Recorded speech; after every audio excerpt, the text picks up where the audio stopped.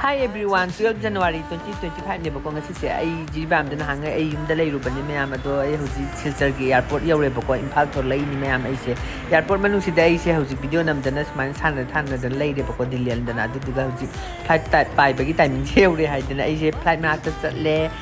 video nam dana adu duga ai hoji flight manu da yaure bako ado flight se param dai gi khoi se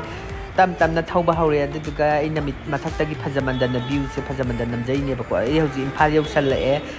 taram dai gi ne bako si sim mayam ado ai nahan dagi ai se yumda leire matam khara hapta 10 days pung ado ai hoji Imphal da leijare Imphal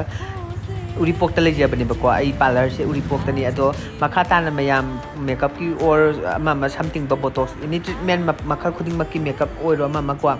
hoji adum lakpa hobiro mayam DM tau ba hobiro kamphan ta da ba kaina sing su kamphan ta biro ai hoji Imphal da yaure mayam bye bye matung ta ba video thingminar mayam